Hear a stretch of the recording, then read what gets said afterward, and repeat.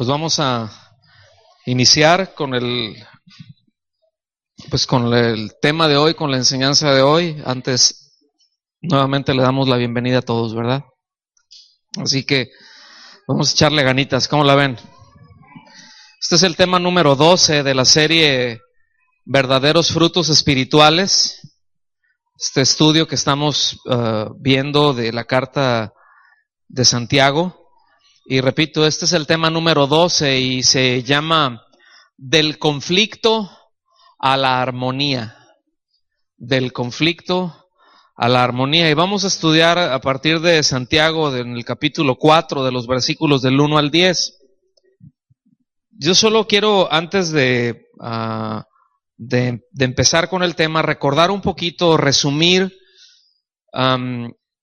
acerca del tema anterior de la sección pasada que estuvimos revisando, que estuvimos viendo.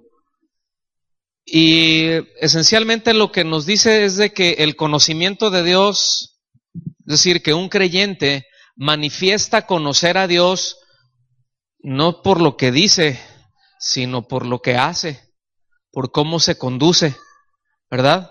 Decíamos que pues uno puede decir que yo soy Superman, ¿no?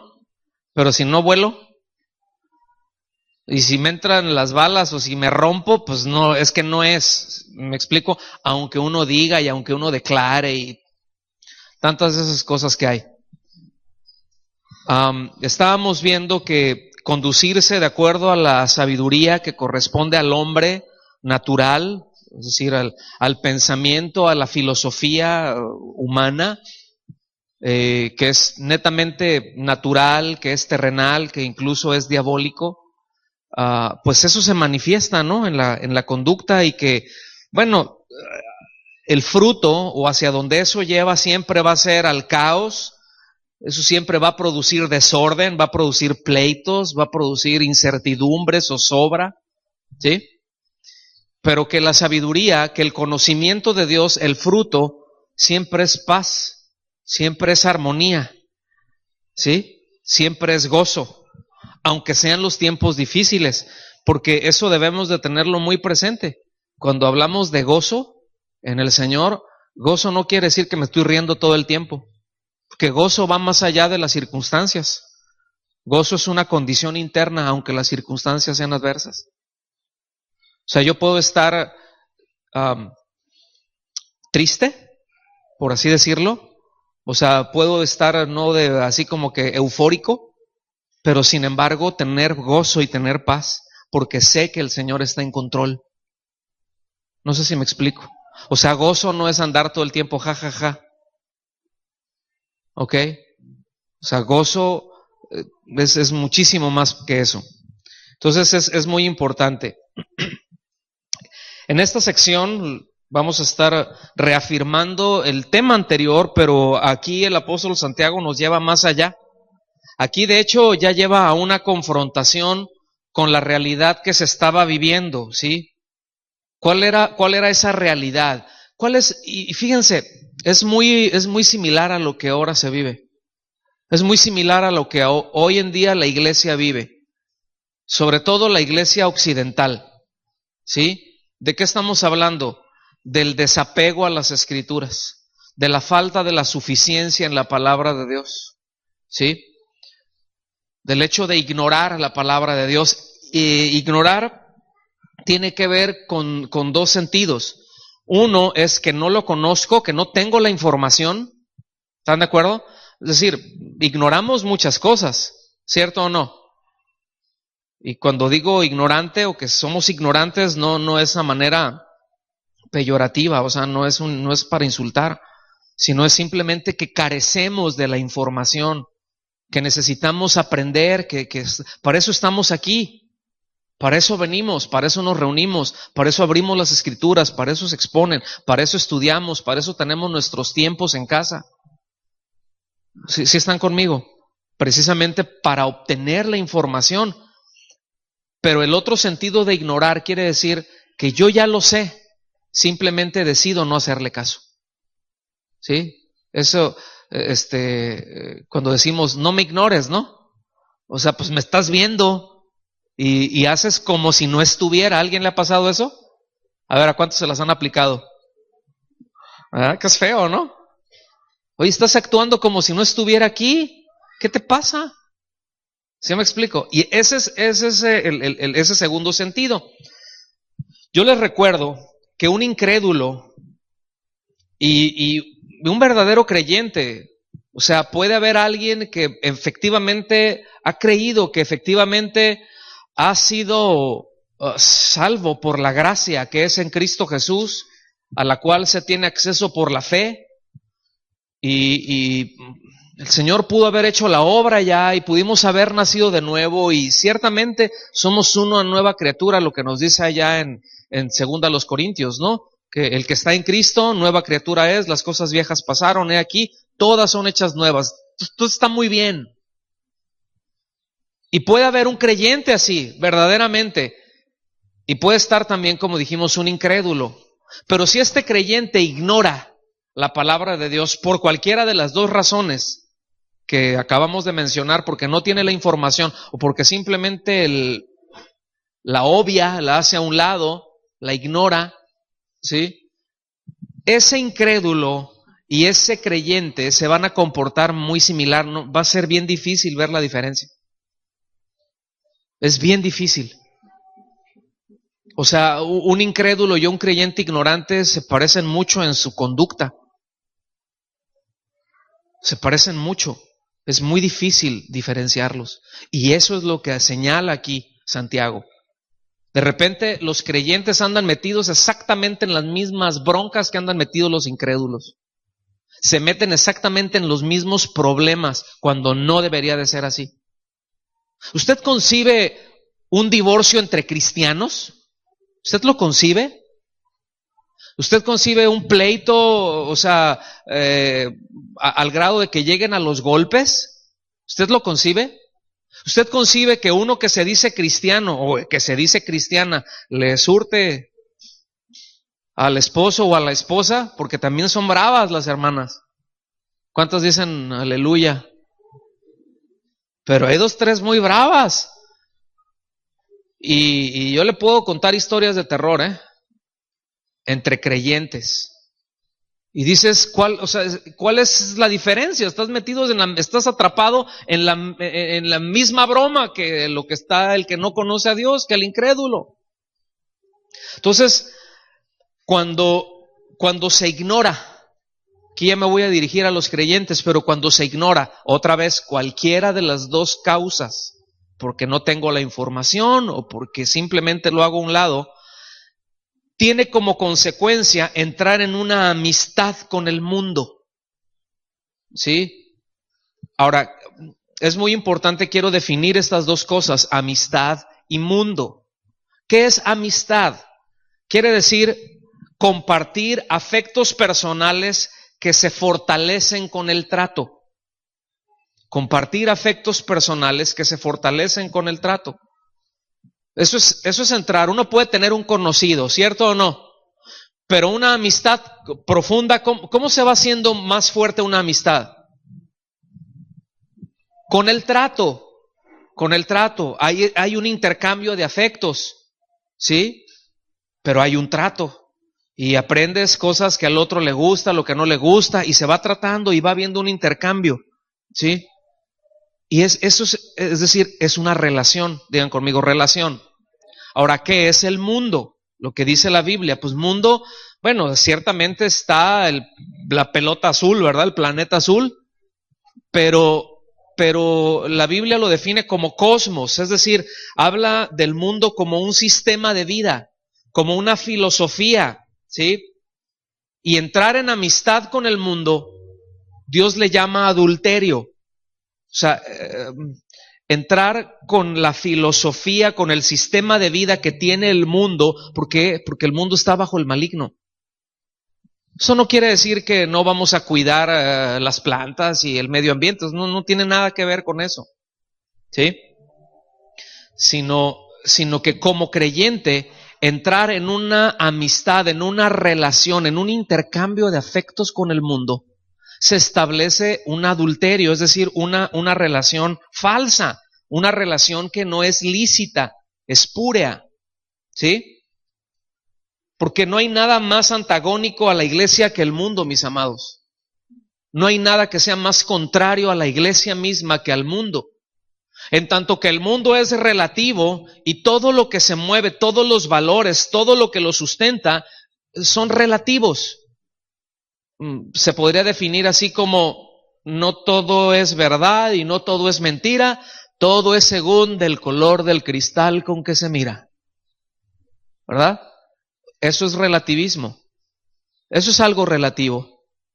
Bueno, pues ¿qué tiene? Y no hay problema, pues y hay tantas cosas que el mundo dice. Por ejemplo, dicen, ay, pues acaba de salir del closet, qué valiente, ¿verdad? O sea, era un homosexual que estaba ahí guardadito y ya salió del closet. O sea, ya le dijo a todo mundo que es, ¿verdad? Y entonces el mundo dice, qué valiente, felicidades. Dicen, porque bueno, es que no hay que ser tan legalista.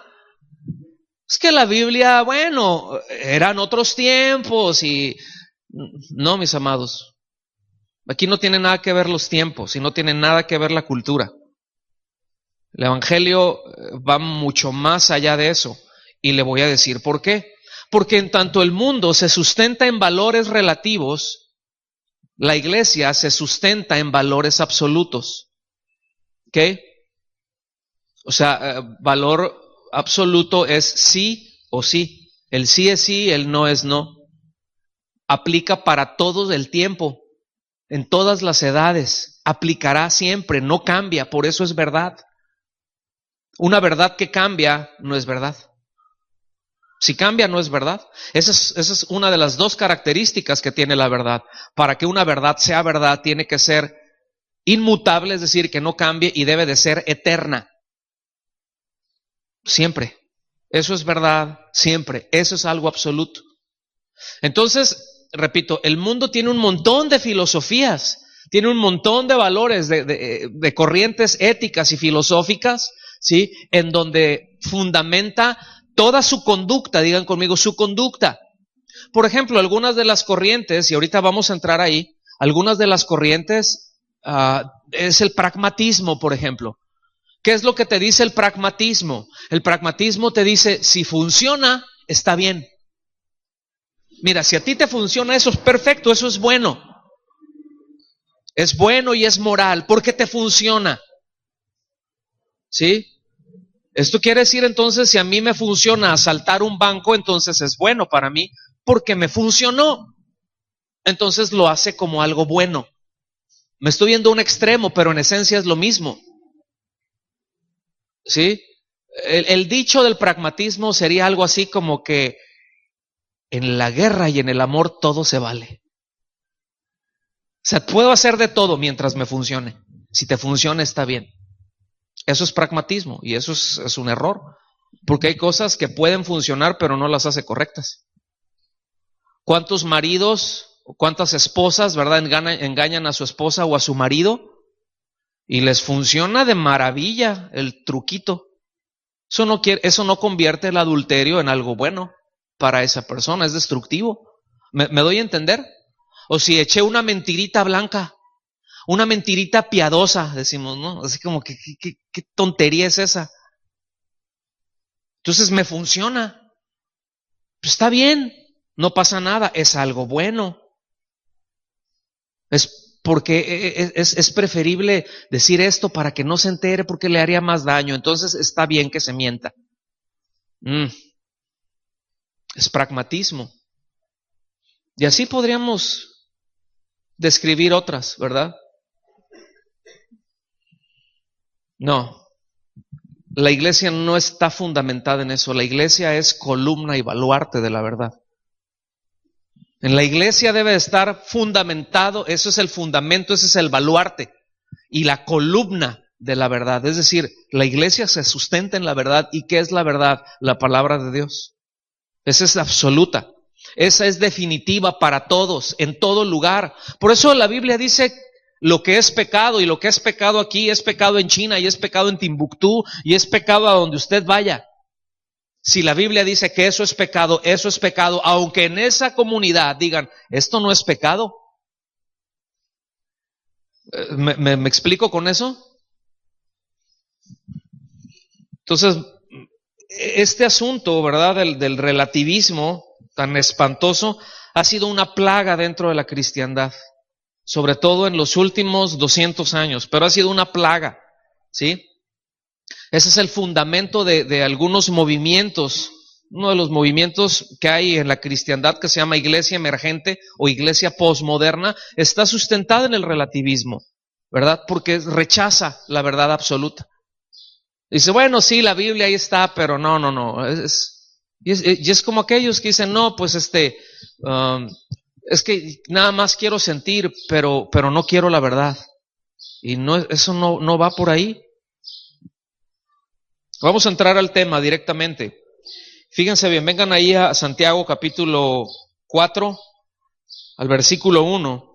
Y solamente ese versículo, este primer versículo, miren, este primer versículo es suficiente para dejarnos haciendo viscos. Es suficiente para dejarnos meditando por un buen rato. Yo diría que por lo menos por el día de hoy.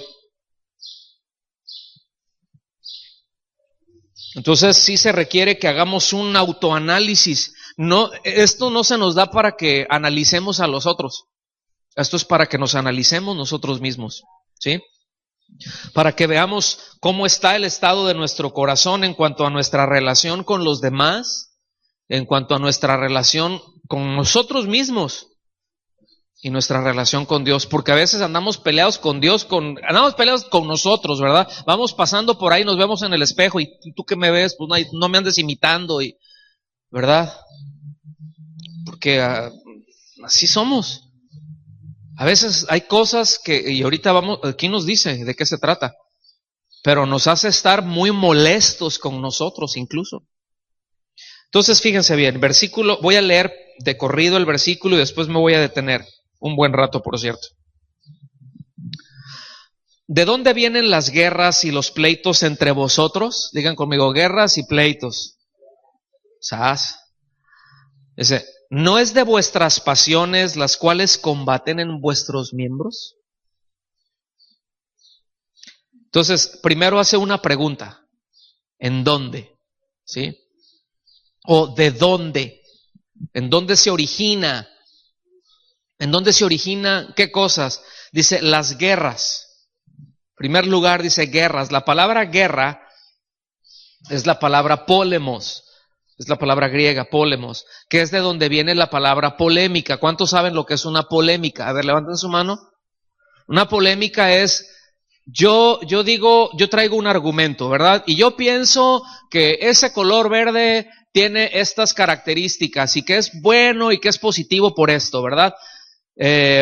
Pero luego Yasmín dice, no, a mí no me gusta, y presentan otros argumentos y entonces por ahí luego Diego también dice, bueno, no, pero yo lo que veo, y ya nos agarramos ahí, ya se armó un choque de argumentos en donde cada uno lo trae y lo defiende y está viendo a ver en qué se equivoca el otro y entonces tú dices una cosa y yo te contradigo, pero entonces y luego nos empieza a pegar Diego a los dos y luego ya decimos, no, pues ahora los dos contra él y ya se armó una polémica. ¿Han visto esos programas? Esos reality shows, ¿sí? No andan viendo cochinadas, hombre.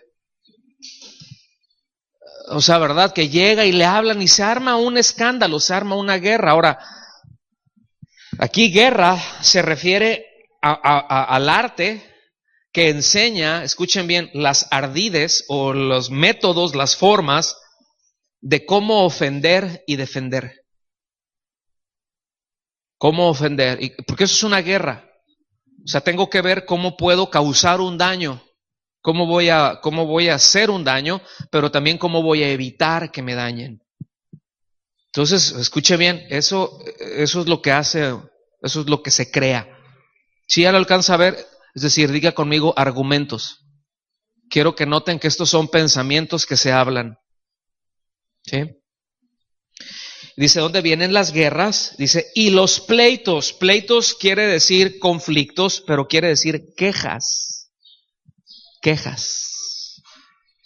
las polémicas y me empiezo a quejar. O sea, es que va junto con pegado, pues. ¿Sí? Guerras y pleitos, es decir, polémica y queja van de la mano, casi son hermanas.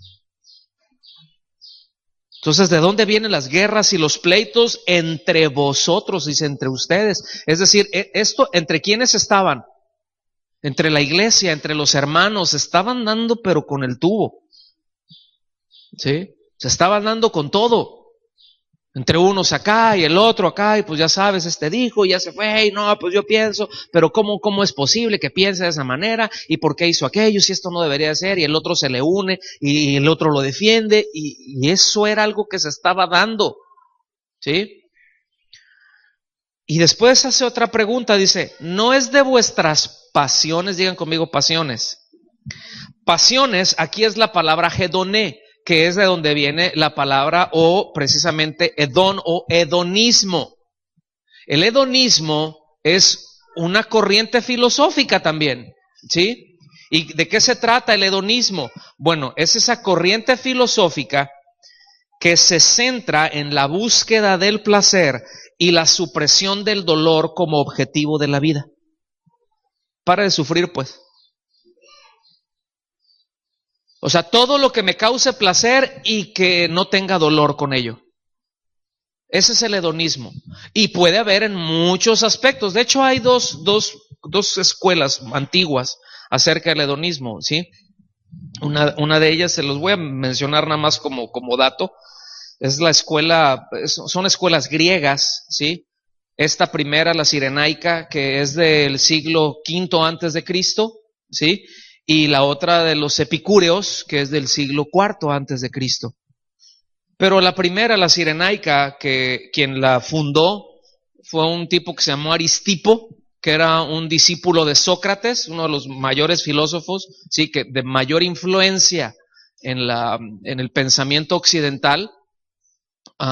Pues Aristipo era una persona, un discípulo de él. Entonces, hablaba tanto y como después Epicuro, pues ahí viene Epicurios y ahí está en los hechos, y ustedes ven, menciona también esta escuela, este pensamiento. Sí, cuando Pablo estaba allá en Grecia y dice que habían ahí, habla de los epicúreos, de estos hedonistas, y de los estoicos. Los estoicos era el otro lado, ¿sí? O sea, era ascetismo, es decir, que tenían que sufrir, que tenían que privarse de muchas cosas, ¿no? Entonces, fíjense ya ahí el mundo cómo está contrariado. Dos corrientes filosóficas. Y ahí está en la palabra de Dios, nos enseña. Dos pensamientos distintos, dos pensamientos relativos que colapsan entre sí, que chocan entre sí. Epicúreos, estoicos. O sea, el estoicismo, tienes que mantenerte acá y no comas y no esto y no lo otro, y duro trato con el cuerpo, ¿verdad? Les dice Pablo ahí a los colosenses, ¿verdad? Hay unos que piensan eso, que el asunto es duro trato con el cuerpo y que con eso merecen, ¿verdad? Y por el otro lado los epicúreos, no, pues espérate, que sienta el cuerpo lo que recibe, que sienta bonito. Ándale, tócame esa. Qué bonito se siente. Entonces yo quiero oír nada más eso. Yo quiero esto que me hace sentir bien. A ver, la comida. La comida. ¿Sí? Y no está mal disfrutar las cosas, porque Dios nos las dio para disfrutarlo. O sea, ¿cuántos no disfrutarían un rico pozole ahorita? O un buen menudo. ¿Sí? O más al ratito, ¿qué tal un aguachile? Pero de esos buenos, ¿sí? ¿Cierto o no? O sea, no es de que dices, no, yo voy a comer puras galletas saladas y rancias, ¿verdad? Tostadas aguadas para que, pan con agua. Bueno, pero si al pan le pegas una embarradita de algo, le metes a algo, pues está bien, ¿no? O sea, se fijan que debe de haber un balance, pero no todo es buscar el placer. Porque unos decían, bueno, unos es en la comida, otros, escuchen bien, era en el sexo, otros en otra cosa, y en todo, en lo que te cause placer. Si te causa placer, está bien, eso es el hedonismo. Y es precisamente lo que está diciendo, de ahí se originan los pleitos. en ese deseo, ¿verdad?, de satisfacer. Dice, pues ¿de dónde vienen los pleitos? Pues de sus mismas pasiones, de ese deseo de satisfacerse. ¿Sí?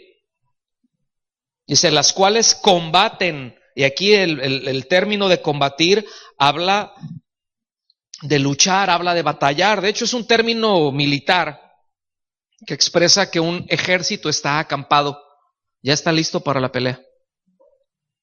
Entonces, ¿cuántos de nosotros tenemos esas luchas? Porque el apóstol Pablo dice, en Romanos 7, él habla acerca de eso. ¿Cuántos de los que estamos aquí sabemos que hay cosas que nos pueden causar mucho placer, pero sabemos que es contrario a lo que Dios establece?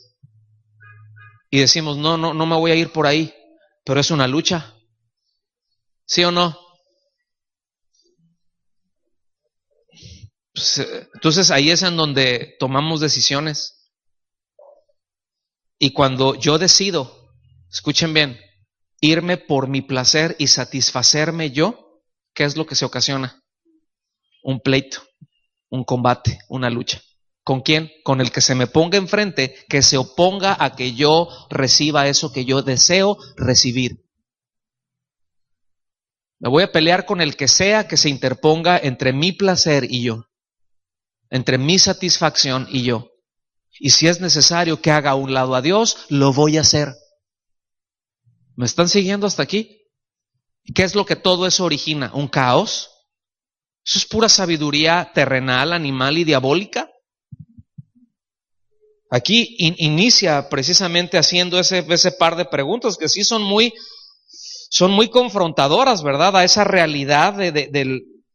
Miren, mis amados, esas preguntas, si nos las hacemos a nosotros, nos vamos a dar cuenta dónde está el origen del desorden que tenemos en nuestras vidas. Y vamos a ver qué es egoísmo, qué es esa búsqueda enfermiza y pecaminosa de la autosatisfacción. Pongámonos a analizar, revisemos bien nuestras vidas. ¿Qué es? Y si estamos en algún momento, difícil, ¿qué es lo que nos tiene ahí? Bueno, puede ser que el Señor nos tenga ahí, nos está probando, y no todo el que está pasando por un tiempo difícil necesariamente se trata de esto.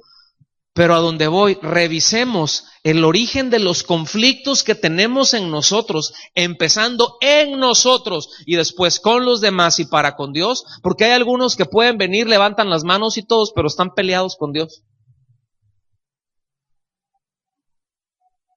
Algunos están bien amarguchis con Dios, se amargan con Dios. Proverbios enseña eso, dice, el hombre toma sus decisiones, tuerce sus caminos y después se enoja con Dios. Es que así somos, ¿verdad? Y eso nos mete en una lucha con nosotros muy fuerte que se explica en los siguientes versículos. Vengan a los versículos 2 y 3. Ahí les va. Codiciáis y no tenéis. O sea, codician, ¿qué es codiciar? Es tratar de tener algo que no es mío. Eso es la codicia. Que yo anhele algo que no es mío. El apóstol Pablo dice, yo no sabía que codiciar era pecado hasta que la ley me dijo, no codiciarás. Ay, híjole, ya me mató, dice. ¿Sí me explico? Dice, codiciáis y no tenéis, matáis y ardéis de envidia. Ahí dices, bueno, no, espérame, pastor, yo no he matado a nadie. Bueno, con tus manos no. Pero has aborrecido a alguien. Y aborrecer a un hermano es homicidio delante de Dios. ¿Sí sabía eso, no? ¿O no? Pero por causa de algún asunto, ahora sí que yo te odio con odio jarocho, pues ya lo mataste. O sea, ya se dio algo ahí. Dice, matáis y ardéis de envidia. No, aquí sí está fuerte. ¿Sí? Dice, y no podéis alcanzar. O sea, se me figura así como la ardilla esa de la era del hielo, ¿no? Como Scrat, ¿no? Ahí con ¿cómo se llama? Digan fuerte, pues es que va pasando el avión, no los oigo. La bellota, ¿verdad? Es que, pues no sé, la tortillota. Pues ya estamos con comida, ¿no? Así, no, que está la bellota y luego le hace y ya la agarra y va y sube y ya parece que lo tiene y ¡toing! Algo pasa y se le va y se mete y pasa por un montón de cosas, ¿verdad? Y nunca la tiene. Ya cuando ya parece que la tiene, ¡pum! Se les fuma otra vez y termina con algo más. Y así hay 2 que 3 hermanos Scrats, ¿sí? Dice, y no pueden alcanzar, dice, combatís y lucháis. O sea, combates y luchas, dice, pero no tienes lo que deseas. Dice, porque no pides, dices, ahí está, es que hay que pedir. Pues tengo que pedir entonces. Y ahí se han desarrollado algunas doctrinas, ¿sí? Porque dice, pedís. Bueno, pues entonces si que es porque no pido, pues ya estoy pidiendo. No, dice, pedís y no recibís porque pedís mal. Entonces hay que pedir bien. No, mira, al Señor hay que decirle específicamente lo que tú quieres, porque si no, ¿cómo vas a ver? ¿Han escuchado eso? Pero eso es una doctrina.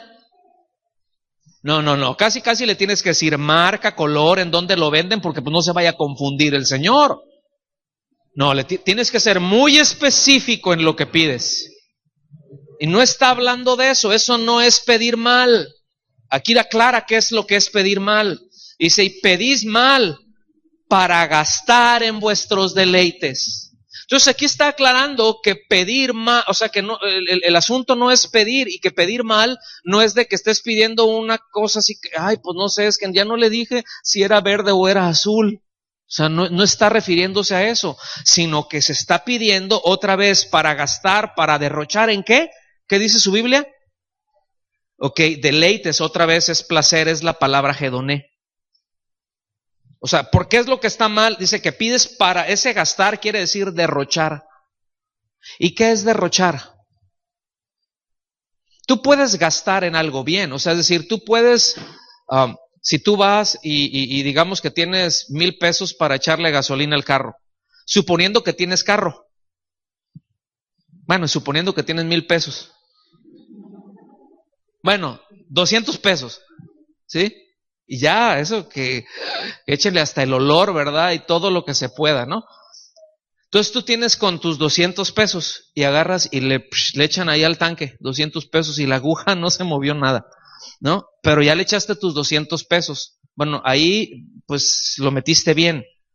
Está en uso ese gasto que se está haciendo. Pero derrochar es de que ya le pusiste tus 200 acá y luego agarras eso y empiezas a echar la gasolina por otras partes. La agarras en la coladera y avientas otros 200 ahí. Eso es gastar mal. Ahí este es a lo que se está refiriendo. Es tirarlo, es un derroche, es un desperdicio, es un despilfarro. Entonces dice, para gastar en vuestros deleites. O sea, yo quiero que noten que miren, Dios nunca va a proveer para eso.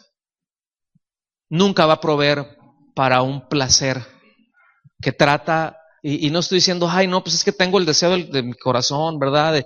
No, yo no me estoy refiriendo a cosas así, sino cuando, les repito, noten, aquí se está refiriendo cuando es ese egoísmo, porque yo quiero el placer y ese es el objetivo de mi vida.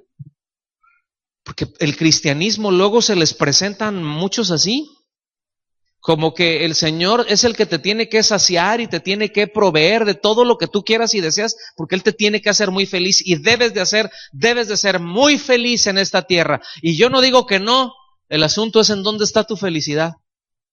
En tener las cosas que tú quieres, las cosas que tú deseas para tus deleites, o te hace muy feliz que el Señor se glorifique. Y las cosas que haces te complaces y dices, o sea, tú encuentras un placer en el hecho de que Dios sea exaltado y de que Dios sea glorificado. ¿Cuántos se alegran en eso? ¿Para cuántos es un placer que el Señor reciba gloria?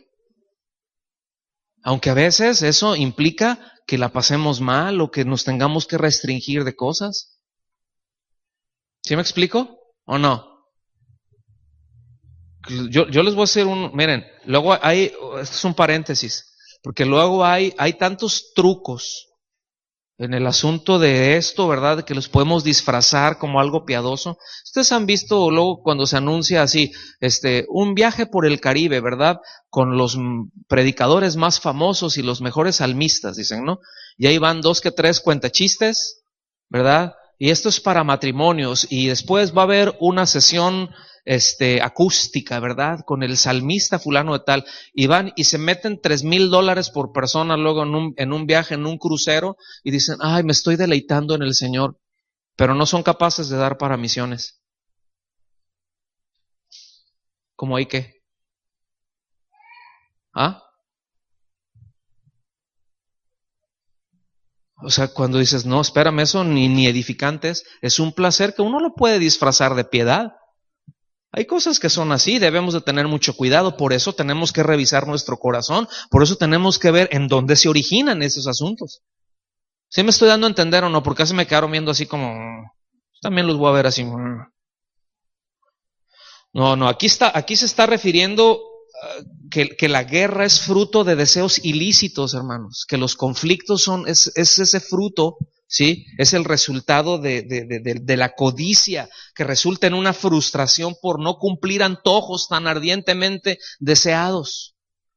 Y yo anhelo esto y yo deseo tanto eso y por eso mato, ¿sí?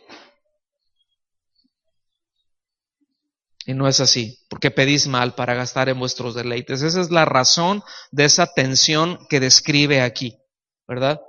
Si esta expresión de pedís mal para gastar en vuestros deleites, es más, si esos 3 primeros versículos fueran un poema, yo les pondría, yo soy un miserable egoísta frustrado. Si esos 3 versículos hacemos un poema con ellos, así le pondría yo. Y después, versículo 4, vengan conmigo. Dice, oh almas adúlteras. Noten que aquí es una reprensión muy fuerte. Aquí no les dijo, queridos hermanos. No les dijo, amados hermanos. ¿Se fijan? En otra ocasión sí les dice. Pero aquí no. Dice, almas adúlteras. ¿No sabéis que la amistad del mundo es enemistad contra Dios? Y esa amistad con el mundo que habla aquí, ¿verdad? Es de haber entrado en una relación, como ya dijimos, en donde se comparte afectos y donde se va fortaleciendo con el trato. ¿Sí? Aquí él está hablando a hermanos, ¿verdad? A creyentes que habían entrado en en amar al mundo. Y la consecuencia es terrible del hecho de amar al mundo, porque además de terminar con las manos vacías, se rebela contra Dios, entra en una relación que es ilegítima con el mundo. ¿Sí? Miren, no sé si está claro ese concepto de la amistad con el mundo. Voy a tratar de explicarlo sobre la marcha. ¿Está bien? ¿Sí me van a tener paciencia? ¿O no? Ok. Tenemos que entender lo que es mundo, como dijimos ya. Cosmos, está hablando de un sistema, de una forma de vida, de una manera de pensar. Dijimos hace un rato, ¿cómo esto, no? Toda la cuestión de género, o gender, ¿no? Que le llaman también. Pero, pues que un hombre, que se acepta, ¿no? El hecho del homosexualismo. Y que si un niño, cuando, por cierto, ya nació el niño de Bianca ayer, a la hora de que nace un bebé, ¿qué es lo que dice el doctor o la doctora, quien lo haya sacado? Ay, señora, usted tuvo, ¿quién sabe qué haya tenido, señora? A ver qué decide cuando tenga 8 años, a ver qué decide qué quiere ser. ¿Así les dice? ¿Qué dice? Tiene un niño muy lindo, tiene una niña preciosa, ¿cierto o no? Así de sencillo. Es decir, cuando alguien dice, ay, es que no sé cuál es mi identidad, pues es muy sencillo, desnúdate y párate enfrente del espejo. Y eso te va a decir qué es lo que eres. Digo, ¿alguien tiene problema con eso? Sin embargo, el mundo acepta que eso se cambie y esa es una verdad que se pervierte. El problema es cuando algunos cristianos lo aceptan. Eso es entrar en amistad con el mundo. Porque ese mismo pensamiento del mundo ya lo adopté yo, ya entré en esa relación. Y hay denominaciones muy grandes dentro de la cristiandad que han abrazado eso, Estoy hablando de la iglesia anglicana, estoy hablando de la iglesia presbiteriana y muchas de los sectores o de las convenciones bautistas. Aquí en Guanajuato ya se dio eso, ¿verdad? Con una iglesia bautista. Y bueno, de pentecostales, neopentecostales y carismáticas y carismóticas y de todo eso, un montón, ¿sí? Cosas relativas, abrazan al mundo, y eso es algo que tenemos que tener muy claro, ¿sí? Eso es algo muy, muy importante, que existe una distinción entre lo que es iglesia, o sea, la iglesia verdadera, la iglesia de Cristo, y la iglesia nominal. ¿Qué es la iglesia nominal? Se dice ser, pero no es. Porque, o sea, siempre han existido impostores.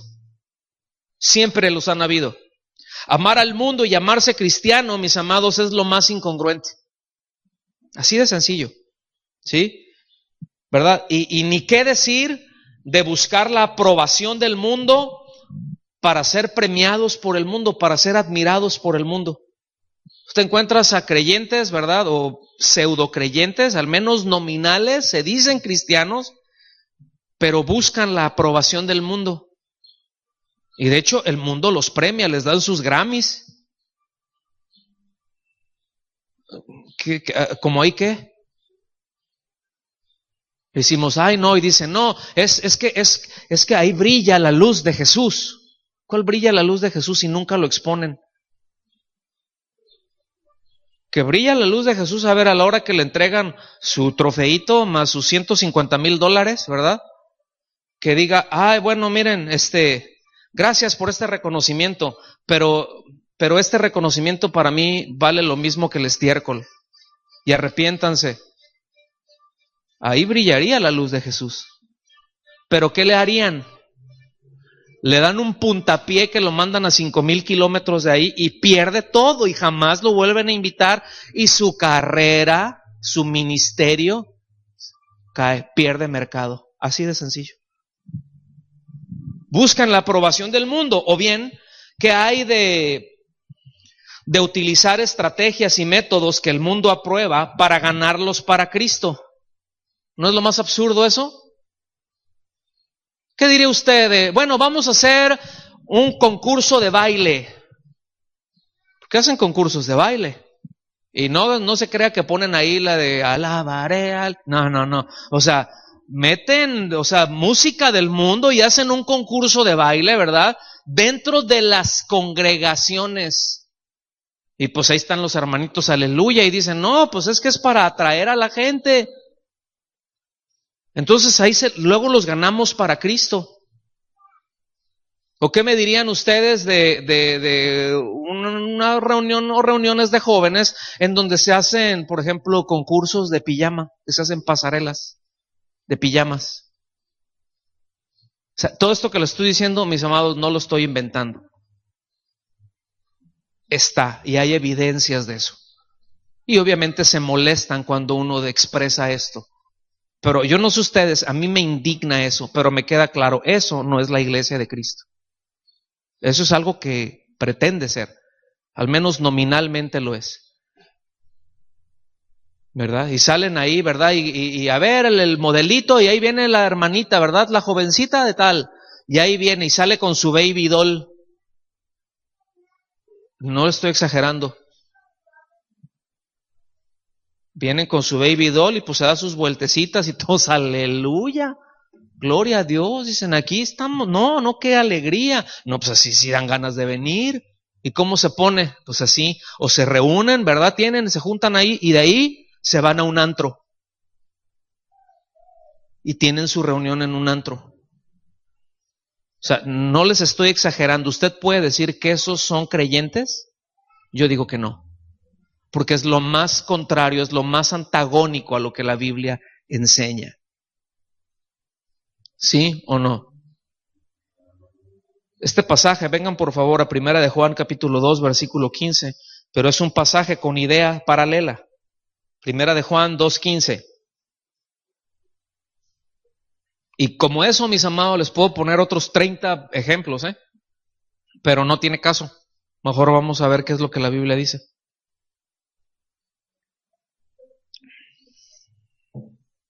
No améis al mundo. Fíjense, otra vez a ese sistema de ideas que rigen al hombre natural. El mundo es contrario a lo que Dios establece. ¿Sí? ¿Está claro? ¿Sí o no? No améis al mundo, ni las cosas que están en el mundo.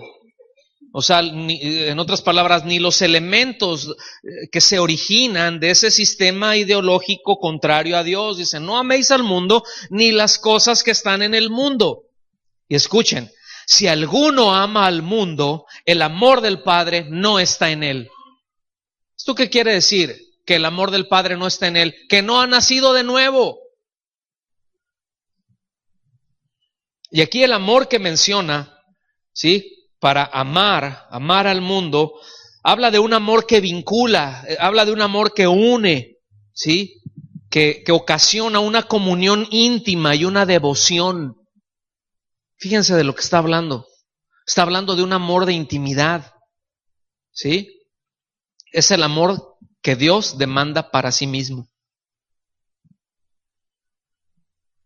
Es el amor que Dios demanda para sí mismo.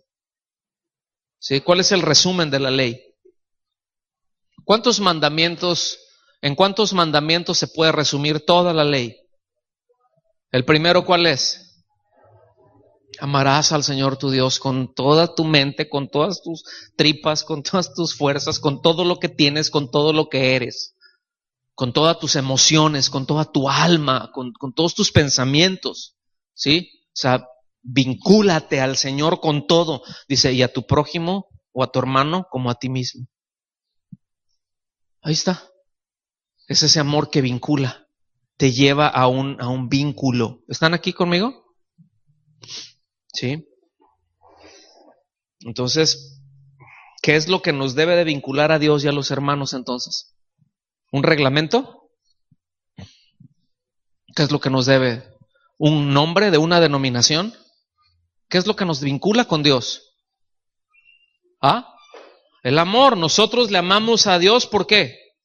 Porque Él nos amó a nosotros primero.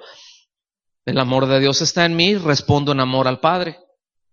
Entonces dice, si alguno ama a Dios, ame también a su hermano.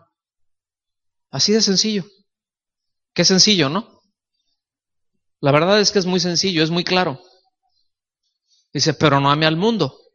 Porque si todos tus afectos están inclinados hacia el mundo, ¿verdad?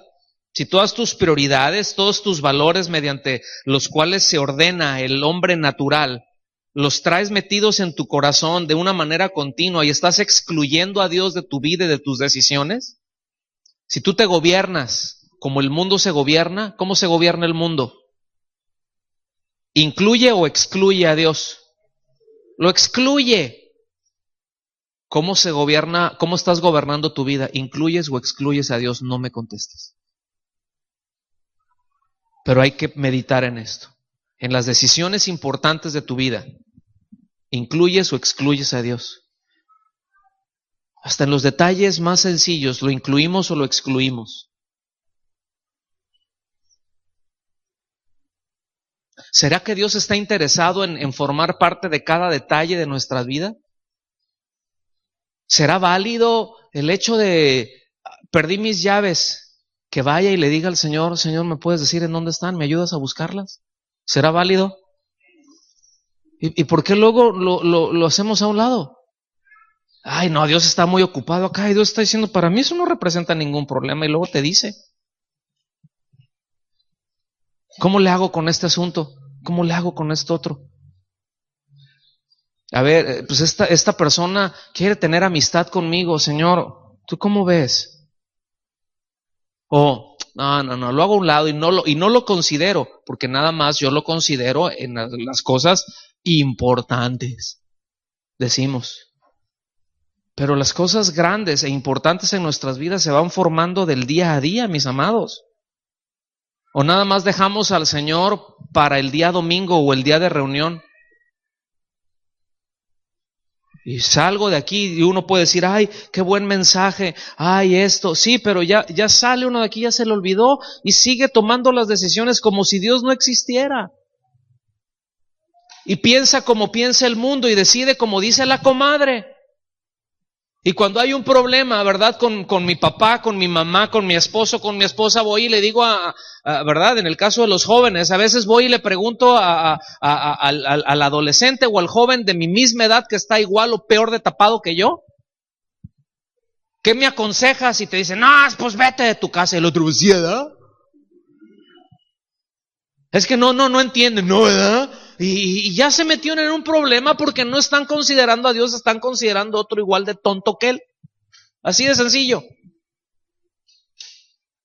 ¿O qué decimos de la hermana, verdad? De que, ay, que va ahí con la vecina, mira el cocodrilo aquel, ¿verdad? Y me traen, hace esto. Pues déjalo.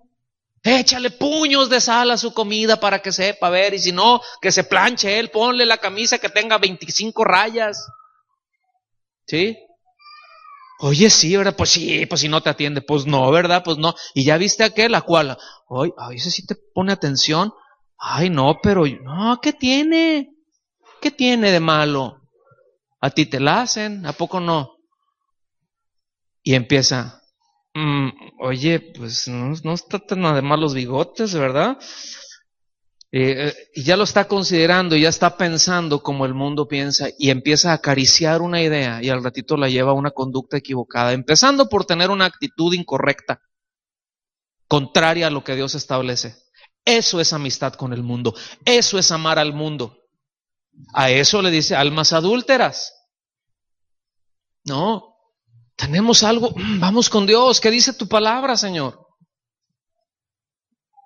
Cuando me están tratando mal, ¿cómo debo de responder yo?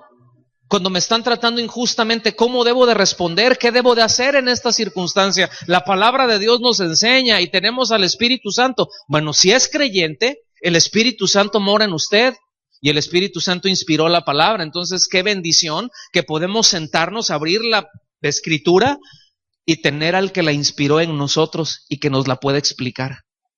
¿Cierto o no? Para mí eso es una bendición. La advertencia aquí es: no améis al mundo. ¿Sí? No améis al mundo. Está en imperativo, noten, no améis al mundo, no es una sugerencia, no es algo que se nos dio para considerarlo. Así como no améis al mundo, si quieres, ¿verdad? O sea, no es así como que, bueno, voy a ver si hago caso. No, es una instrucción directa, ¿sí? Está diciendo que el mundo no sea dueño de tu corazón, que el mundo no sea dueño de tus afectos.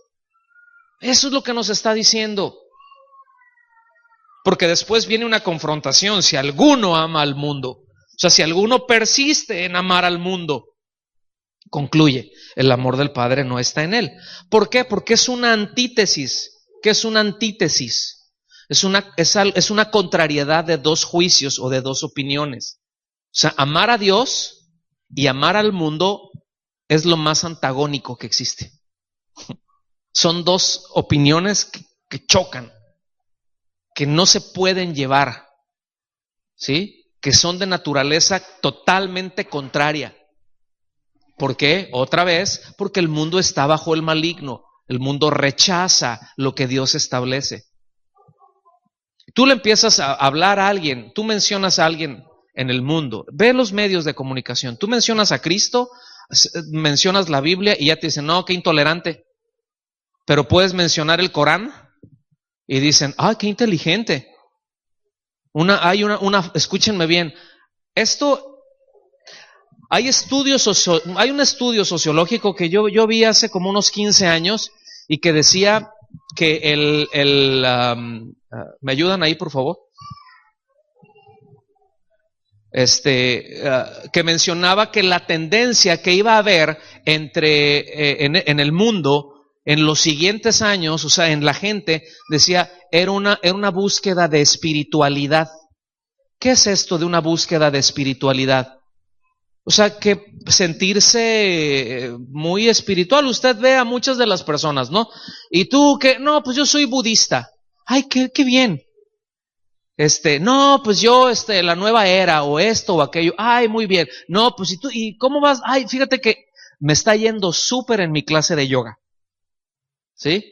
Ay, qué bien, qué bueno que te funciona, ¿verdad? Y tú dices, soy creyente, soy cristiano.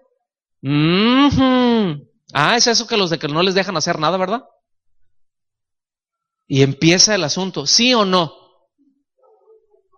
Mira, tú di en tu escuela que eres budista, que fumas mota, que haces lo que quieras de todo eso y no vas a tener ningún problema. Pero di que eres creyente y di, perdóname, pero eso yo no participo de eso. Ahí nos vemos. Y el bullying no te la vas a acabar. O en el trabajo o con la familia. ¿Cierto o no? Porque es lo más contrario, es antagónico, se le opone. En la televisión pueden decir, no, miren, han hecho películas diciendo que Jesús es homosexual, que tenía a María y a quién sabe cuántas otras de las mujeres que le servían que eran sus amantes, que él se metía con todos sus discípulos, ¿sí? Y tremenda premier y nadie dice nada, nadie levanta la voz. Y dicen, bueno, pues es libertad de expresión. Pero a ver, que hagan una película en donde digan que Mahoma era un pervertido sexual, pedófilo. ¿Qué onda con eso? Los hombres lo mandan degollar. ¡Qué intolerante! Ah, no, pero sí puedes decir, sí puedes decir una mentira acerca de Jesús y lo aceptas, pero no puedes decir la verdad acerca de Mahoma, o acerca de Buda, o acerca de cualquier otro filósofo. Oh, no, bueno, los filósofos, dime cuál de ellos. Dime cuál de ellos terminó bien. Dime cuál de ellos que aborrecía. Miren, uno de ellos del siglo XIX, que tuvo él se llamó Nietzsche, Friedrich Nietzsche, un alemán judío, él por cierto, ¿sí? Él aborrecía a Jesús. Y uno de sus seguidores más cercanos fue Hitler, ¿sí? Y este cuate Nietzsche, él escribió un libro, no sé si a lo mejor algunos, el libro más famoso que él escribió se llamó Más allá del bien y el mal. O sea, no hay nada bueno y no hay nada malo. O sea, haz lo que tú quieras. ¿Alguien lo leyó? En su edad marihuanil, por acá, ¿no? No, pues es bien atrayente. Tú lo empiezas a ver y dices, y empiezas a actuar y a vivir de acuerdo a eso. Pero tú te sientes muy inteligente, sin nada más que ver cómo terminó Nietzsche su vida. ¿Sí? Visitaba todos los prostíbulos, terminó con sífilis loco.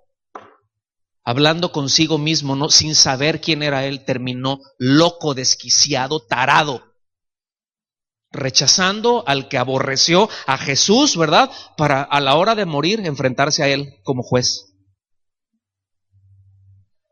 Y ni qué decir de Hitler. Y de otros muchos que hoy en día rechazan a Cristo porque son muy inteligentes según el mundo. Traen su vida hecha un desorden, lleno de pleitos, llenos de guerras. ¿Sí me está dando a entender? Entonces seguimos avanzando. Aquí habla entonces que al poner en primer lugar el amor y los afectos y las inclinaciones del corazón por el mundo, lo cual es idolatría, pues se hace evidente, uno, ¿verdad? Que si en verdad ha creído, si realmente es un creyente pero ama al mundo, bueno, está bajo la influencia de falsos maestros, está bajo la influencia de falsas enseñanzas que han anclado su corazón a las cosas de este mundo y no al cielo, que han anclado su corazón al mundo y no a tener comunión con Dios. ¿Sí? Y yo aprovecho para decirles a estos jóvenes y no tan jóvenes, bueno, todos somos jóvenes, gracias, pero aprovecho para decir esto porque esto es una alerta, ¿sí? Si prefieres a tus amigos del mundo por encima de los creyentes, analiza tu corazón, revisa tu corazón. Es que yo me la paso súper, ¿verdad? No, es que es mi comadre, es mi amiguis del alma. O no, este es mi compadre y no, hasta la muerte con él, ¿verdad? Bueno, no conoce a Cristo, pero es buena onda. Yo no digo que no tengamos amistades, yo no digo, pues sería imposible que no nos relacionemos con gente del mundo, sería imposible, sería absurdo siquiera pensarlo o pedirlo, más absurdo aún. Pero no estamos hablando de eso. Estamos hablando de con quién te identificas más, con quién prefieres pasar más tiempo, porque si dices me identifico más y prefiero pasar más tiempo con la gente del mundo, pues a lo mejor es que estás amando al mundo. Buenas tardes. Y a lo mejor si eres creyente, pero te hace falta enseñanza. O, lo segundo, no eres creyente. Evidencia que no eres. Y mejor arrepiéntete y ven a los pies de Cristo. Porque alguien puede asistir a una congregación regularmente y no por eso es creyente. O sea, venir a una iglesia no te hace cristiano. Tú puedes vivir en una cochera y no te hace carro. ¿Cierto o no? Puedes vivir en un corral y no te hace caballo. Te puede ser medio mula, pero eso a veces ya uno está así, ¿no? Versículos 5 y 6 dice, ¿o pensáis que la Escritura dice en vano, el Espíritu que Él ha hecho morar en nosotros nos anhela celosamente? O sea, está diciendo, una traducción más entendible puede ser esta, Dios ama celosamente al Espíritu que puso en nosotros. Ahora, esos celos no son celos como los del hombre. ¿En qué se fundamentan los celos del hombre? Inseguridad, ¿en qué más? Egoísmo, se dijo inseguridad, ¿verdad? ¿Qué hay de la codicia? O sea, de ser posesivos, o sea, bien mala onda. Los celos son algo horrible, ¿eh? Es algo muy enfermizo. Porque alguien puede ser así celoso, enfermizo, incluso con los amigos. Ay, ya te juntaste con ella.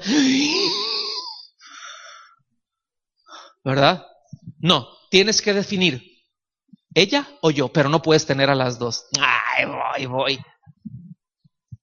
¿Sí me explico? Y dice uno, ay no, pero eso se da cuando están en la secundaria. No, también ya tienen casas, ya son casadas y tienen hijos y andan con esas niñerías. Porque es una inseguridad, eso es muy de la carne. No, aquí no habla de esos celos. Aquí, fíjense bien, aquí habla de que anhela celosamente. Esto quiere decir que él procura diligentemente, que él desea una posesión que es de él. ¿Cuántos son del Señor? ¿Cuántos saben que el Señor, o sea, ya han reconocido y saben que el Señor ya los limpió y que perdonó sus pecados y saben que son de Él? El Señor nos desea, pero fervientemente, porque somos de Él. Y Él desea estar con nosotros, Él desea que tengamos comunión con Él. Por eso dice, pero Él da mayor gracia. Por esto dice, Dios resiste a los soberbios. ¿Quiénes son los soberbios? Pues se está refiriendo a aquellos que consideran o que se conducen con una sabiduría terrenal, animal, diabólica. De eso se está refiriendo, de los que vimos el tema anterior. Esos son los soberbios. Dice, y da gracia a los humildes. ¿Quiénes son los humildes? Los que se conducen de acuerdo por la sabiduría que viene de lo alto, ¿sí? Que siembra su fruto en los demás. ¿Sí? ¿Vamos bien hasta aquí? Entonces,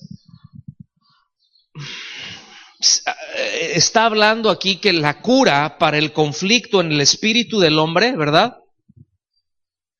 Es la gracia de Dios. Fíjense. La cura para eso es la gracia de Dios. ¿Por qué? Porque ese orgullo se fundamenta en el yo merezco. Y la gracia es yo te lo quiero dar, no lo mereces. Es totalmente inmerecido. Por eso la gracia es la antítesis del orgullo. Se nos da algo por gracia y todo lo que hemos recibido, mis amados, es por gracia. ¿Sí? ¿Respiramos? ¿Cuántos respiran? Que algunos están así medio morados ya, ¿verdad? Pero pero es gracia. Él nos da la habilidad para respirar, porque si Él quiere te baja el switch. Así, de sencillo. Para Él no es ningún problema hacer así y que tu lengua se te atore acá atrás y te quedes y te asfixies. Para Él no es ningún problema eso, pero Él da gracia. Él extiende su gracia y su misericordia. Y a veces aún cuando permite cosas difíciles y aún cuando permite enfermedad, también viene su gracia. Él da mayor gracia. Él permite tiempos difíciles para enseñarnos algo y además nos da la gracia para soportarlo. Vamos al final. La conclusión son 3 versículos. La conclusión de este mensaje. Por eso nada más me queda hora y media. Es de los versículos 7 al 10, aquí plantea la solución precisamente para librarnos de esos pleitos, de esas guerras, de esas envidias, de esas amarguras, ¿verdad? Que son ocasionadas por ese egoísmo tan intenso que tenemos y que nos mete en problemas con los demás, con el Señor y con nosotros, ¿sí? Y aquí viene la cura a todo eso. ¿Están listos? Los voy a leer de corrido y después ya los vemos cada uno. Son 134 puntos más, así que tranquilos. Someteos pues a Dios, fíjense, someteos a Dios. Resistid al diablo y huirá de vosotros. Esa es la consecuencia. Acercaos a Dios y Él se acercará a vosotros. Esa es la consecuencia. Pecadores, limpiad las manos y vosotros los de doble ánimo, purificad vuestros corazones. Afligíos y lamentad, y llorad. Vuestra risa se convertirá en lloro y vuestra tristeza y vuestro gozo en tristeza. Y aquí está hablando de un arrepentimiento genuino, no está hablando de hacer un teatro. Versículo 10, humillaos delante del Señor y Él os exaltará. Entonces vamos a ver cada uno de estos puntos rápido. Dice someterse a Dios.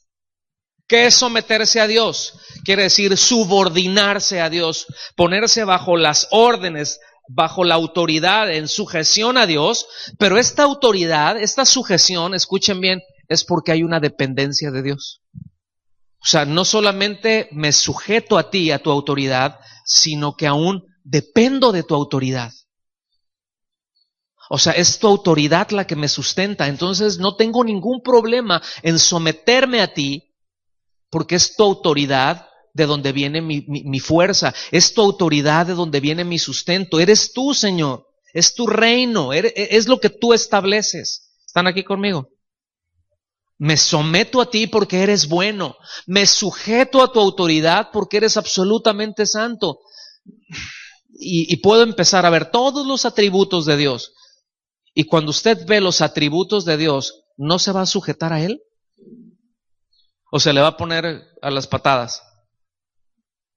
¿O se va a sentir que es más sabio, que usted no lo necesita? ¿Ah? ¿O se va a sentir de que, bueno, no, eso es para viejitos? ¿Cuál es nuestra respuesta a eso? A la hora de ver a Dios, de conocerlo a Él y decir, ¿cómo no me voy a someter a ti? Por supuesto que sí. ¿Cómo no voy a depender de ti? Ok, eso es someterse a Dios, pero también dice resistid al diablo. El asunto es de que no se puede resistir al diablo si no estoy sometido a Dios. Hay quienes luego quieren resistir al diablo y malentienden todo y les ponen una patiza espiritual. ¿Sí me explico? Y aquí no está hablando de esto. Aquí resistir al diablo, escuchen bien, habla de oponerse, habla de contradecir, habla de pararse en contra. Obviamente contradecir los argumentos, ¿sí? De la misma manera que el Señor lo hizo. El Señor resistió al diablo. Cuando el diablo fue y lo tentó, ¿cómo lo resistió? Con la palabra. Trató de tocar algunas de sus necesidades, escuchen bien, para que él obtuviera una satisfacción a sus necesidades, y dice, no, escrito está. Y entonces, con que me quieres jugar con la palabra, pues yo también sé Biblia. Y agarra y saca, ¿verdad? Una espada, todas esas chuecas, ¿no? Y tuerce la palabra y se la reviró con la palabra. Y el Señor dijo, no, escrito está. y le citó bien trazado, bien trazada la palabra de Dios. El diablo no puede resistir eso. Los argumentos de Satanás no resisten a los argumentos de Dios. ¿Sí? Por eso habla de que nuestra lucha espiritual es una lucha de argumentos.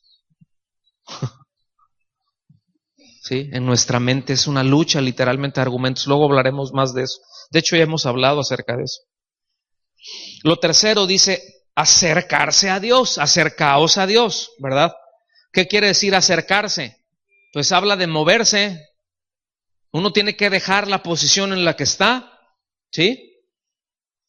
Debe de hacerlo y se refiere a una actitud con confianza. El escritor de Hebreos es lo que nos dice. Eso es lo que nos habla, ¿sí? Acercaos, acérquense, acerquémonos, dice, confiadamente al trono de la gracia para alcanzar ayuda, para alcanzar oportuno socorro, ¿verdad? ¿Cómo nos tenemos que acercar a Dios? Ay, no, pues no sé, me voy a acercar, pero no, yo creo que no mucho, porque si me acerco y si me da un puntapié, Dios no hace eso. Pues yo confío en Él. Oye, si siendo enemigo de Dios, fíjense bien, vean el razonamiento bíblico, el razonamiento que quiere que sus hijos tengan. Si siendo enemigos de Dios, Él entregó a su Hijo a la muerte en la cruz por nuestros pecados, ¿qué no hará ahora que somos sus hijos? Si Él no escatimó a su Hijo, ¿cómo no va a formar el carácter de su Hijo en nosotros? ¿Lo ven?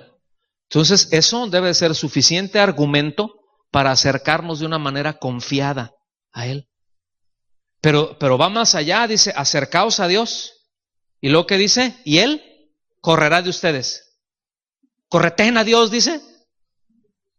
Y traten de atraparlo, no se les vaya a ir. ¿Eso dice? No, acérquense a Dios. ¿Y qué va a hacer Dios? Y Él les acercará a vosotros. Ay, es que me siento muy lejos de Dios. Pues acércate. Así de sencillo. Ay, hermano, es que he hecho esto, pero me siento tan lejos de Dios. Pues acércate a Dios y Él se va a acercar a ti. Es que no se acerca a mí, pues no te acercas a Él. Y Él ya hizo lo que tenía que hacer para acercarse a nosotros. Ahora espera una respuesta nuestra para que en confianza, en fe, en certidumbre nos acerquemos a Él y nosotros damos un paso hacia Él y Él corre. Y damos otro paso y apresura a encontrarse con nosotros, porque les voy a decir, Él desea encontrarse más con nosotros que nosotros con Él. Así de sencillo. Él tiene más anhelo y deseo por nosotros que nosotros por Él.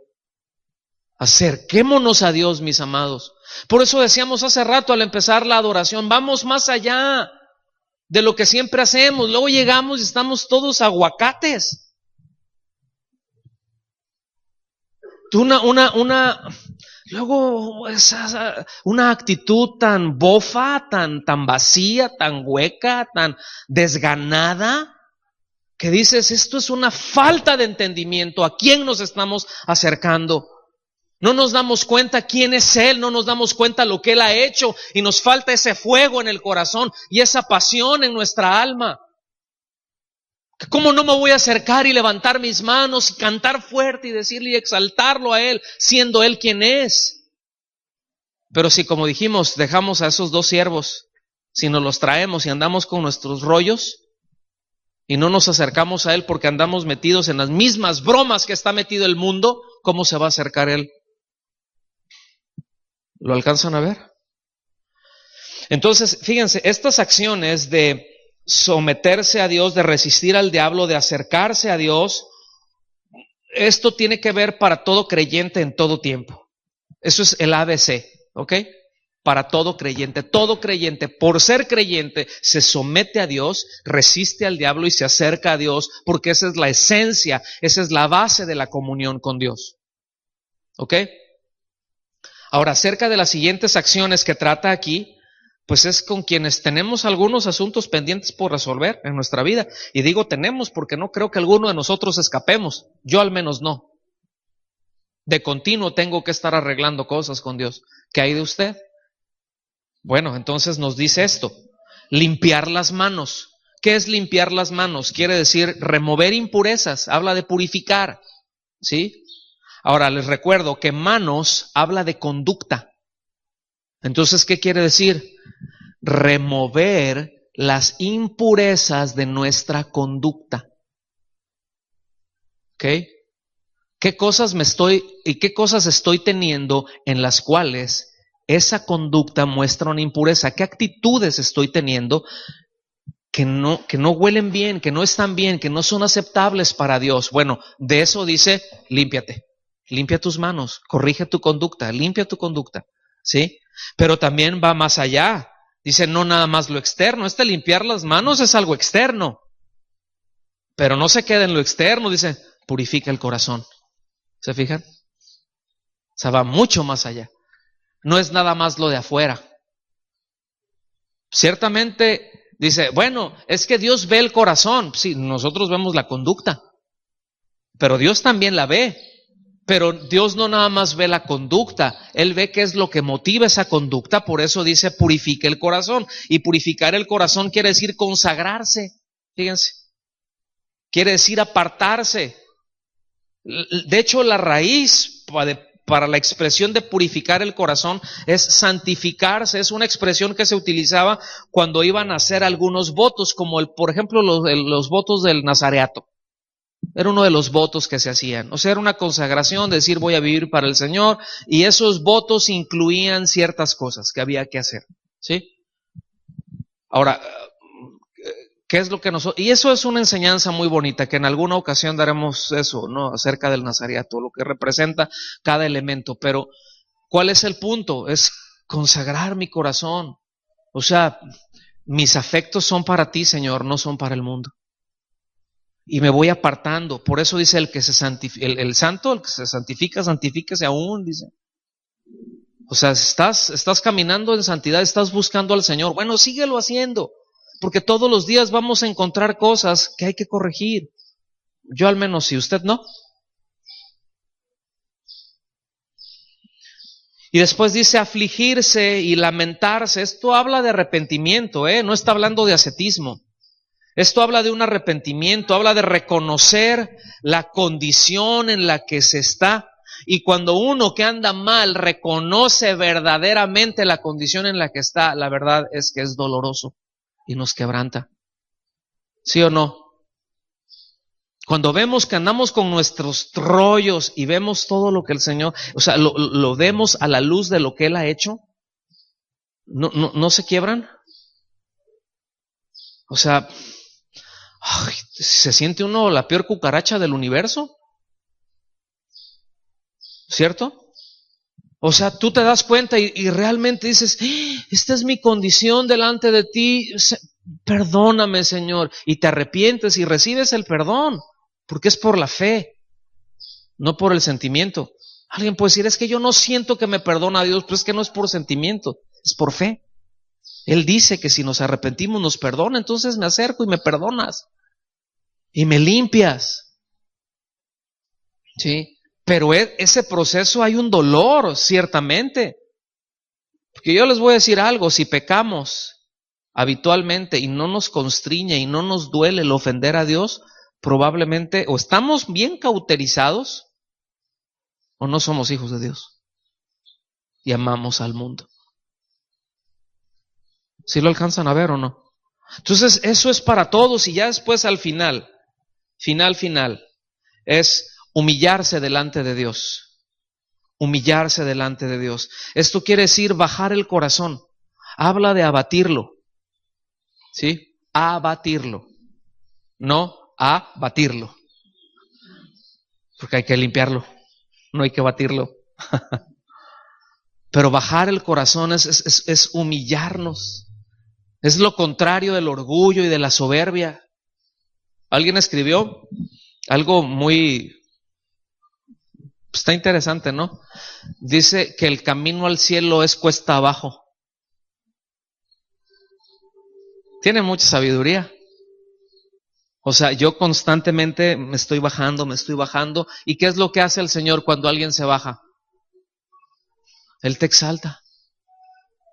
¿Y qué es lo que hace el Señor cuando uno se exalta? Te baja. Rápido, ¿no? Entonces, mis amados, estos son los pasos a seguir para resolver muchos de los conflictos que tenemos. Para pasar del conflicto a la armonía es necesario esto. En primer lugar, diagnosticar y entender de dónde vienen estos conflictos. Pero al mismo tiempo, una vez que están identificados, es tomar acciones. Porque no se van nomás porque ya supe. Ya me enteré. Y luego, pues ya supimos. Y luego, pues es que yo deseo estar en comunión con Dios. Bueno, pero desear no es suficiente. Hay que dar pasos. Someternos a Dios, resistir al diablo, ¿sí? Acercarnos a Dios, sea cual sea el estado de tu comunión con Dios, eso es esencial. Pero limpiar nuestras manos, limpiar nuestro corazón, apartar, purificar nuestra vida, humillarnos delante de Dios, ¿sí? Y dolernos. A veces hay luto que tenemos que pasar delante de Él, por así decirlo. Porque hay algunas cosas que tenemos que llegar y renunciar a ellas y a veces son dolorosillas, ¿no? Porque dices, es que yo lo deseo mucho esto, pero Señor, me arrepiento de esto, lo quiero dejar. Y puedes sentir cómo te arrancan un dedo, ¿no? Con eso. Pero es necesario. Vamos a ponernos de pie y a darle gracias a Dios.